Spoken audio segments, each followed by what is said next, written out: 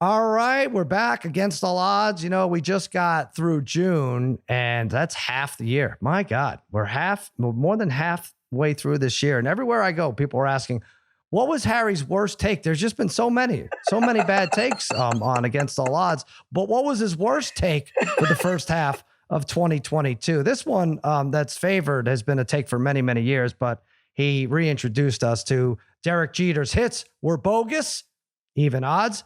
Travis Kelce, a long shot to win MVP, 4-1. That he could beat Draymond Green in the 3-point contest, 15-1 odds. Little Caesars is the best pizza when hot, 25-1 odds, or the field at 2-1. You know what, Harry? I'm going to ask you first. What do you think is your worst take of the year?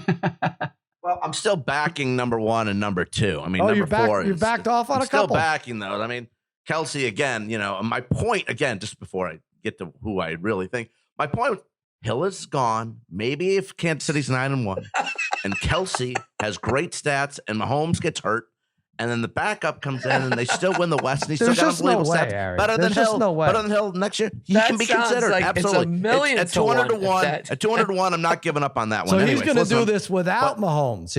The Chiefs are going to win like 12 games. If that's he's 9-1 with Mahomes, Mahomes goes down, back up in, they still win the West. He puts up better numbers than Hill last year. Yeah. Oh, maybe I should revote. Give me a shot at that. This is an interesting twist. This is but really that's good. not even my answer. But that's By the way, a fact. Harry, I will say you are all your fantasy leagues. I'm very interested now to know you have to take Kelce with your first round pick. If we do a snake, you have to take or you're going to take Tyreek Hill with your first round pick. I don't know. That's fine.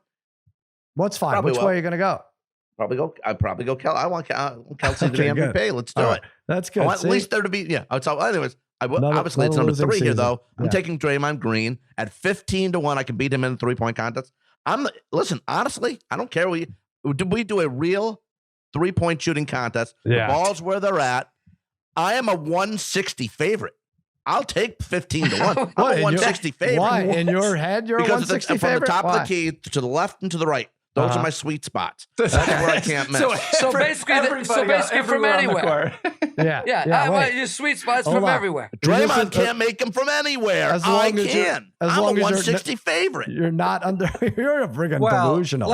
Can I jump in here first? Yeah. First of all, you asked what is the worst take that Harry has, and Harry's worst take is just agreeing with himself. That is the Draymond Green. That he's not even saying it's his worst take. He's saying this is his best take. I'm going to say. I will say this is his worst take because the other ones are bogus. We know he's just like, he might eventually talk himself into those things being real. I wouldn't give you 750-1 odds with Trevor Lawrence, Brian.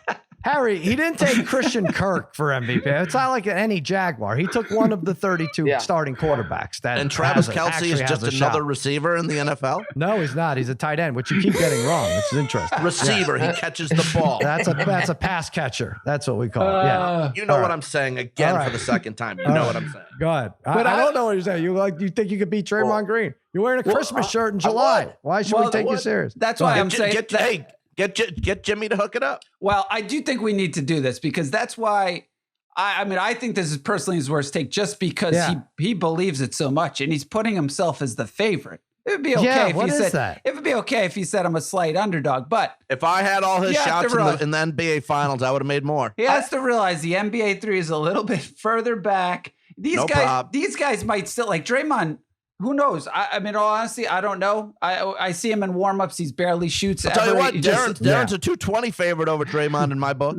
Well, that's a little bit more. That's maybe a little more believable. But Draymond Green still may shoot in warmups. He might still shoot 50%. We don't know. Right, well, that's what I want to know. Harry, what percentage are you shooting? What percentage are you shooting? Anymore. He's messed up. What percentage are you shooting? Let's put it back on you. How many are you going to get? How many balls are there? Let's see. I'm doing a 3-point percentage. I'll go 38%. 38. So you can make. So Draymond makes 32% when there's guys in his face, but you can make 38. No, he doesn't. He doesn't make them.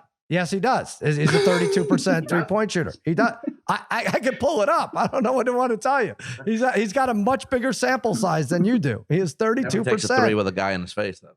32%. Okay, never does, but still you're going to beat him because you're going to make 38% from the top of the key, a shot that you don't think he can make with no one in his face. This is interesting. And let's keep in mind, Harry is, I don't think he can make it. Harry is stuffed by an 8-foot rim. No. When he does his videos, he's stuffed by like an 8-foot rim. Go ahead. I don't think you would stand a chance against Draymond in the 3-point shooting contest. These guys, like Brian's saying, like he might shoot 70% in warm-ups from 3, right? How do you not see a difference in these clutch games, these important games when there's people versus just on the court in your backyard? Can't shoot anymore. I'm just telling you. Let's get Joel to reach out to Dre. Draymond's doing his podcasting. Let's have let's see this really happen. I wonder. Draymond seems like he'd be up for doing something. Yeah, this is ridiculous. This is new media, right? Darren, Brian, Harry does his videos for extra points and gets stuffed by a 7-foot rim. Like, well, I don't understand. Like, there's no pressure there either. Let's just, why don't we just let Harry? Let's somebody measure. Just the next time he's in with you, just take him to the nearest local park that's got a 3-point line. Let him shoot 3-pointers. Get it on video. Let's see how many he makes. Okay. Give him a good sample size. Give him even 50 shots. Let's see how many threes he makes. Those outdoor school hoops are a little rough, though. Right. It's got to be perfect. Where do you want to go? Where do you need to go to Madison Square Garden? Where do you want this to happen, Harry? Archie's High School. All right. Baby fit. Well, this is my answer now. I was going waffling back and forth, but now this is my answer. I'm with you, Brian. Draymond Green, that he could beat him in a 3-point contest. Darren, you haven't gone yet though, right? Well, look, you know what I'm going to say because, and like Brian says, sometimes I'm not sure if Harry's just trying to be an agitator when he talks about Jeter, but I do think he's really convinced himself about the whole Jeter thing, about half his hits being like bogus hits. So that to me is his. I know, and there's a few people out there that will, Harry's right. I'm sorry. Thank you guys that came to my defense. Your rescue. Top your rescue players is and right. winners in baseball history.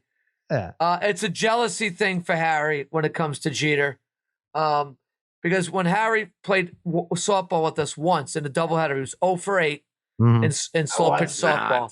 And because of that, he was just, he couldn't even get like an infield hit or a bloop hit in that doubleheader. Wow. Is your father there, Darren? I guarantee your father remembers a couple hits back up the middle I had there. I guarantee your dad. We'll find your dad remembers. We'll find the books. John or my dad still has the softball book. I remember I sent the book last year. Don't you remember? I found the book. I sent the stats last year. You found the books or you forged the books? Yeah. Okay. Yeah, that's exactly what I did.